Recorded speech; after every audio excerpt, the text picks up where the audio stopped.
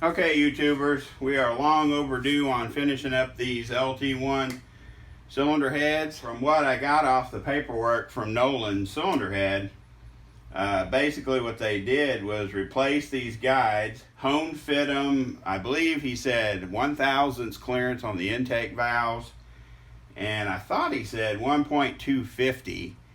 So it's a little bit more clearance to deal with the heat on the exhaust valve. He did do the competition valve job, and it looks really nice. To clean up these surfaces, they had to cut both these heads. I thought he said around 9/1000ths. When I get done with the final assembly on the cylinder heads, I will re-CC one of these chambers to see if we start out at 55. We also had our valve job, which pulls the valves into the seat a little bit farther, which would in turn add volume to the chamber. But we're cutting, I think, 9/1000ths off of the deck surface, which may counteract. It could be where it balances out. It could be that we gain by going to a little bit smaller chamber to boost the compression a little bit. We don't know. These are a larger, kind of an oddball size seal on these LT1 heads.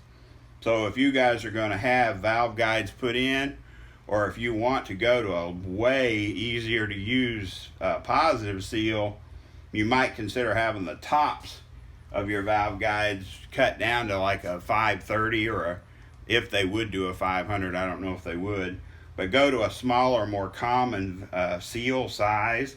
These measure, let's see, 562,000. Went through Advanced Auto Parts and got a set of these Felpro,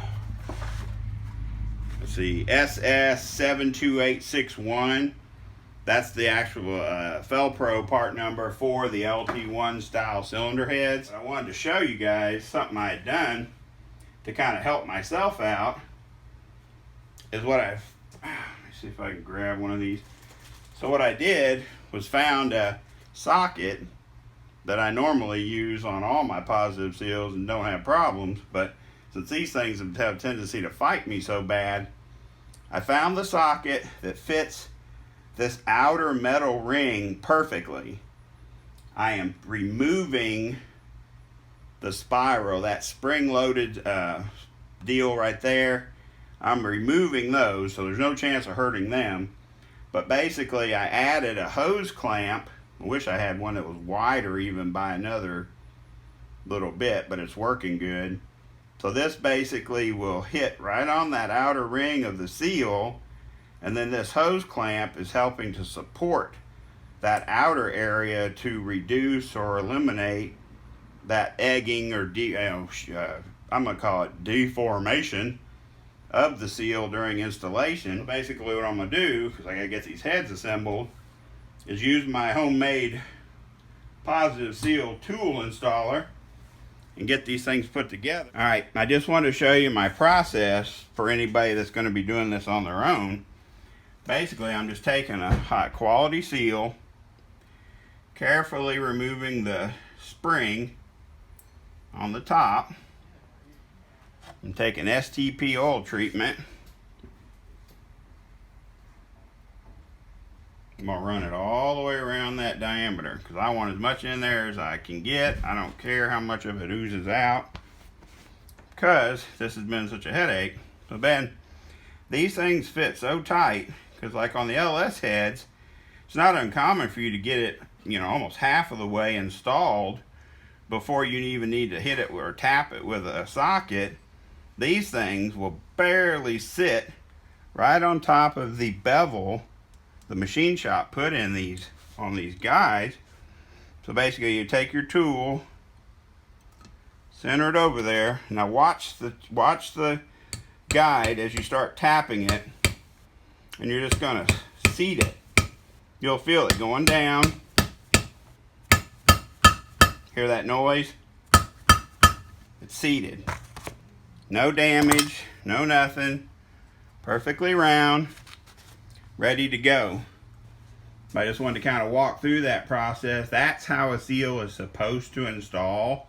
Hey guys, just real quick, starting with the bare head, clean it thoroughly, soap and water, hot water, brake cleaner, blow everything dry, oil anything that can rust. I clean all the guides with a brush.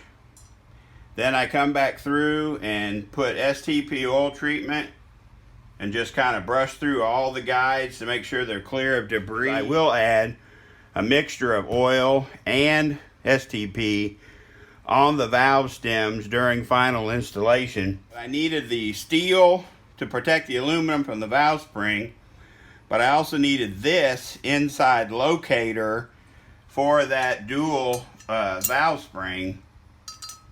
And you'll see all that here in a minute when we start putting this thing together.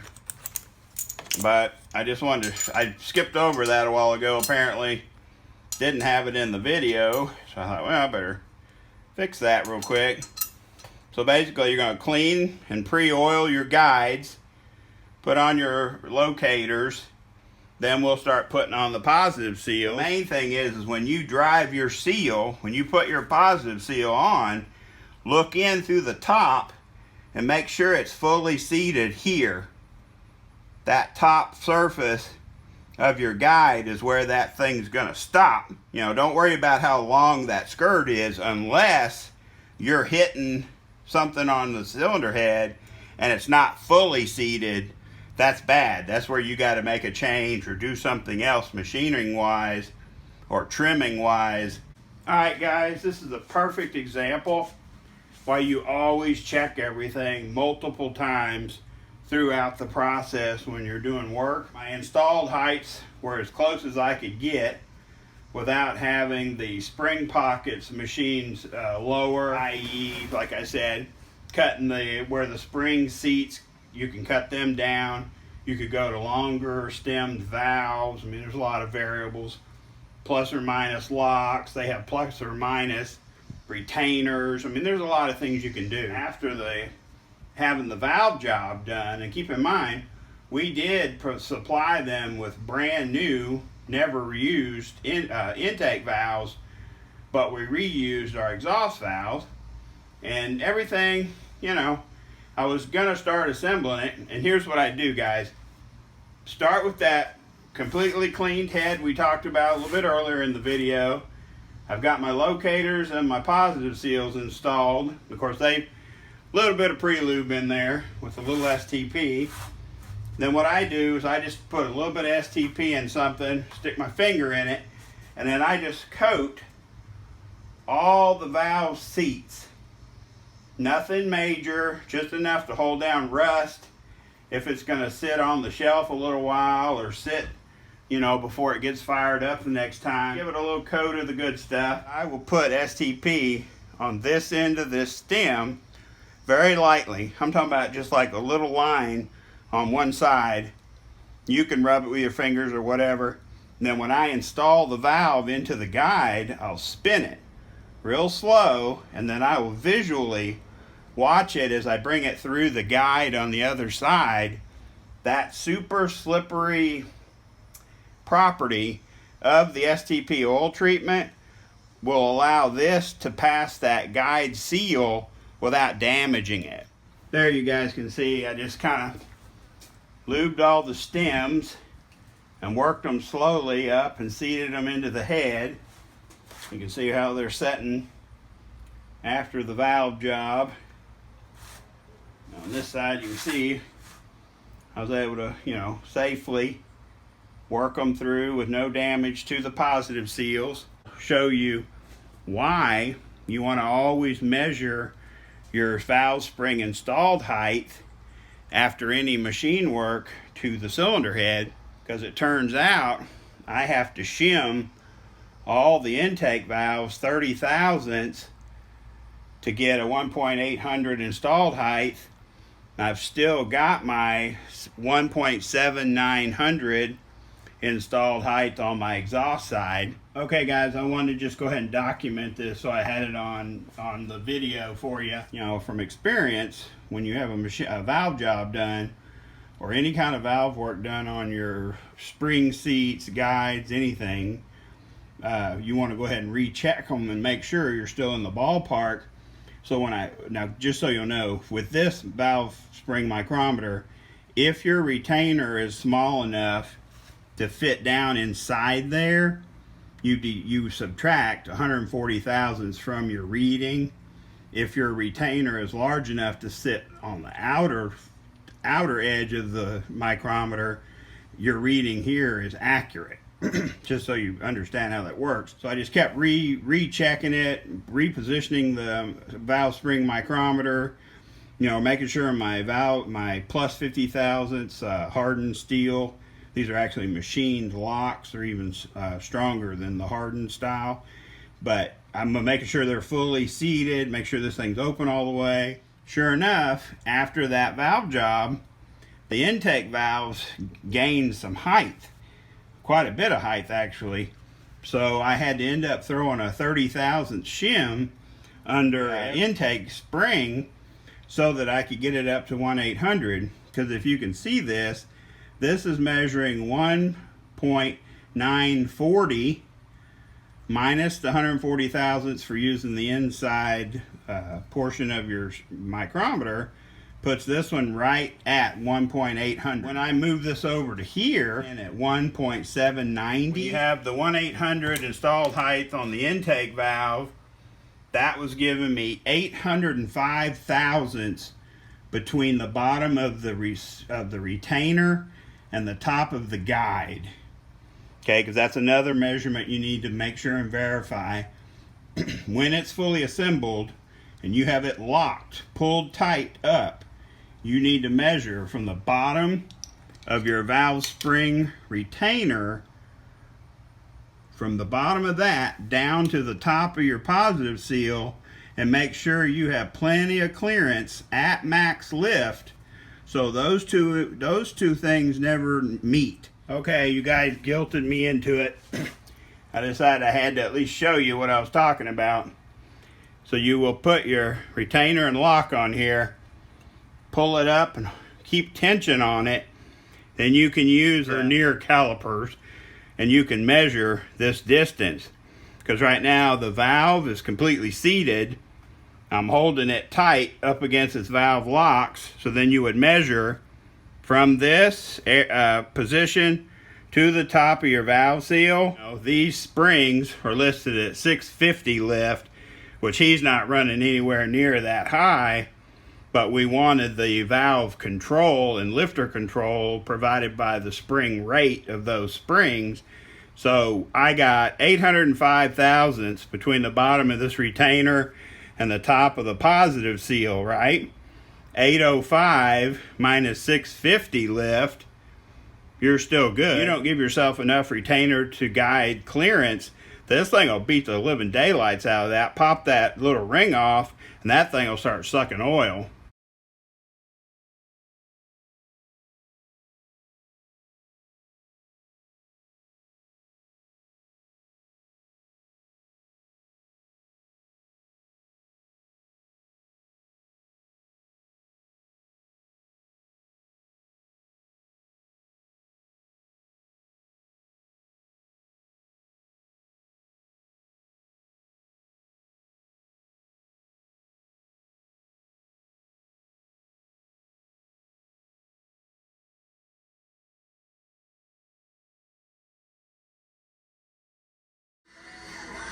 Alright guys, let's see where we're at. We're going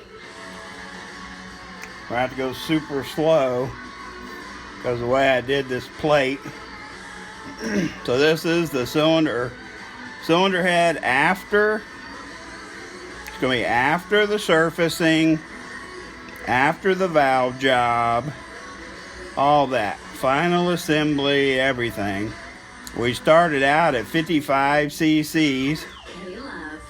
Let's find out where we're at now real quick. Almost there. Whoop. We overflowed it.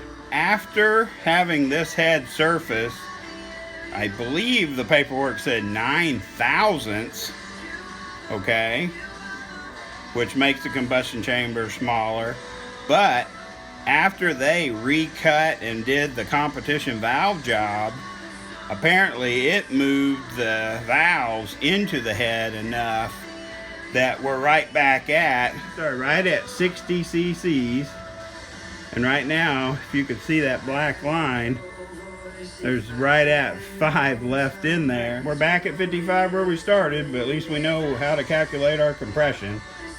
Alright guys, there they are. The completed, ported, milled LT1 heads. It does have the, stayed with the 194 intake, 150 valves. We ended up with 182 cc, and that's a very minor. That'd be the smallest port, because I could have easily advertised these as 185 cc heads, because I know the outer intake runners are going to measure 85, but the two smaller inner ones measure 182. I would rather tell someone they're 182 and they get more flow than they bargain, than they paid for. I don't know. That's just how I always do it. I'd rather err on the side of smaller when I measure and tell somebody how big something is, rather than tell them it's bigger than it really is, because that to me is false advertising. But they're completely done, final assembled. I was just kind of trying to wipe off some of the grease and the rag crap, but I wanted you guys to see. Hopefully you guys can get a little gander at how these springs turned out. Get them a little closer to you there. But these Isky, I think they're number 4905 Isky dual LS springs, ended up working perfect on these cylinder heads with the proper locators, retainers, and a plus 50 thousandths valve lock. Because the springs, everybody should know by now, LS valve springs require a 1.8 installed height. These from the factory only come with like a 1.7, 1.750. These actually had 1.750 available space.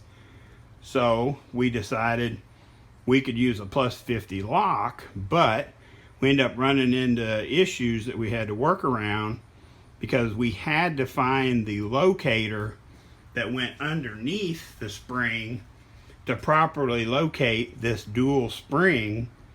Plus we had to have a compatible retainer that worked with that the sizing of the dual spring inside and out.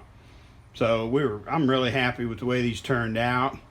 Those Felpro SS 72861, I think.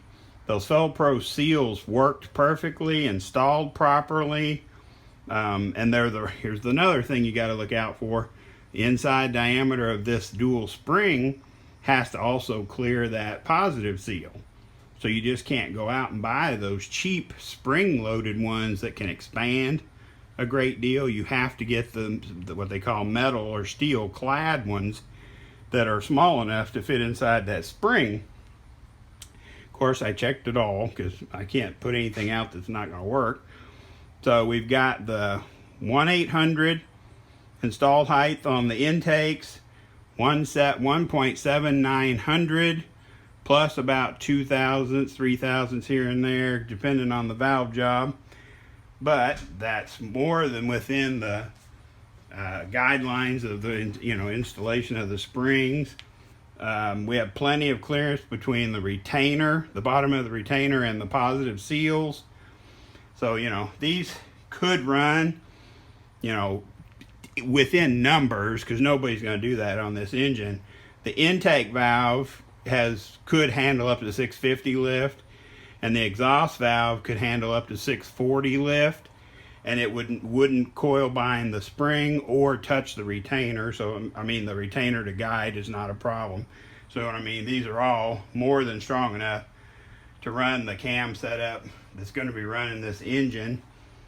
Other than that, we ended up after the valve job, pulled the what I'm saying is, once the valve job's done, your valves always sit just a hair more down in the head than they did before, which is a testament to why I had to shim those intake valves 30 thousandths to get them back to a 1.800 installed height. Well, that much of a difference, pulling that intake valve in like that, which I don't know why they had to do that much work because they weren't that bad, offset the 9 thousandths that was cut off the cylinder head. You know, we were closer to a 53 thousandths chamber at the end, when ultimately we ended up right back at 55 cc's that we started with. Now we have a good flat head, solid competition valve job, and minimum size 182 cc intake runners and 72 cc exhaust runners. So, you know, these heads are going to produce a significant amount of power, more than a factory head, when combined with his intake port work, camshaft selection, you know, larger throttle body, roller rock arms, whatever. Once you start putting all these things together, you know, he should be able to make the power that he wanted to make because he's doing wheel. He was shooting for 400 wheel through the 6-speed T56, depending on the tune and all that. So anyway, I just wanted to wrap this video up real quick. Hopefully I can get this all put together so it's somewhat comprehensive and you guys can understand where we ended up. So here they are, guys, mid-90s LT1 cylinder heads, ready to be picked up. Thanks for watching. Sorry about the delay. Please like, subscribe, share, hit the little bell, because of course they make you choose now. Stick with me, guys. I got more to share.